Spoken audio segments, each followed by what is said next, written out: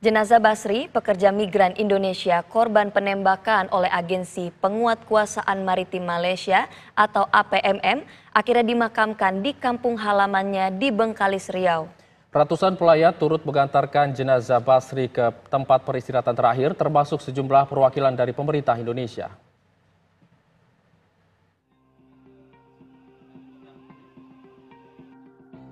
Basri, seorang pekerja migran Indonesia yang tewas ditembak aparat di Selangor, Malaysia, akhirnya dimakamkan di kampung halamannya di Bengkalis, Riau.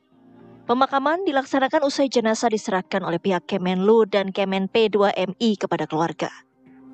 Ratusan warga dan kerabat turut serta mengantarkan jenazah ke tempat peristirahatan terakhirnya. Ini adalah bentuk kehadiran dari negara untuk pelindungan warganya, karena sebetulnya baru kemarin kita mendapatkan akses dan kemudian kita perkirakan baru Jumat bisa kita pulangkan. Namun alhamdulillah dalam waktu 1 hari jenazah sudah bisa kita pulangkan. Dan tadi kami juga sudah jelaskan kepada pihak keluarga mengenai runtutan kejadian dan juga langkah-langkah ke depan, termasuk kita mendorong adanya investigasi secara menyeluruh terhadap insiden ini. Pihak keluarga berharap kasus penembakan WNI oleh aparat Malaysia dapat diusut secara tuntas. Dari Bengkalis, Riau, Amrizal, TV One mengabarkan.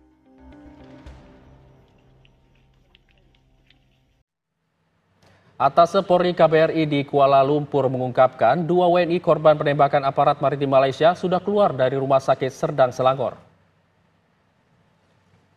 Keduanya kini tengah diamankan oleh kepolisian Malaysia untuk dilakukan pemeriksaan lebih lanjut. 2 korban yang menjalani pemeriksaan adalah HA dan MZ. HA dan MZ mengaku saat kejadian tidak ada penyerangan yang dilakukan oleh para korban terhadap APMM.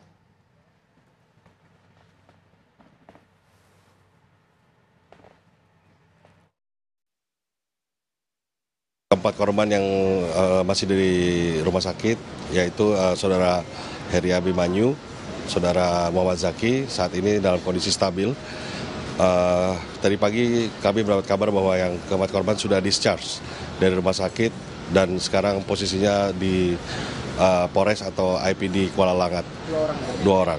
Kemudian yang satu lagi dalam kondisi koma di Rumah Sakit Serdang, yaitu atas nama Aban alias Abang. Itu sudah dalam kondisi masih dalam kondisi koma setelah dioperasi di bagian spine. Kemudian saudara Muhammad Hanifah di Rumah Sakit Kelang juga sudah sadar dan siuman. Saat ini sedang dalam posisi dirawat dalam kondisi untuk menstabilkan kondisinya, karena bagian bawah dari korban saudara Muhammad Hanifah masih tidak bisa digerakkan. Dari beberapa interview yang kami dapatkan kepada korban, kami mendapatkan kesimpulan bahwa tidak terjadi perlawanan yang berarti dari pihak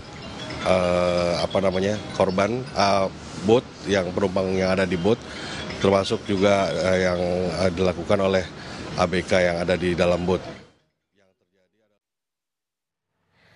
Duka mendalam dirasakan keluarga Muhammad Hanafia yang terluka ditembak aparat Malaysia.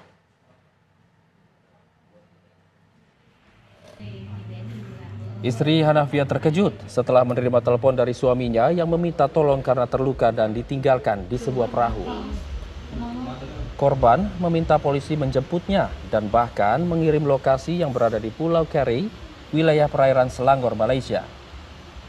Namun tidak lama suaminya tidak bisa dikontak hingga muncul kabar resmi bahwa ia telah menjadi korban penembakan oleh aparat Malaysia. Istri Muhammad Hanafia berharap suaminya dapat segera dipulangkan untuk dirawat dalam rumah sakit di dekat rumah mereka.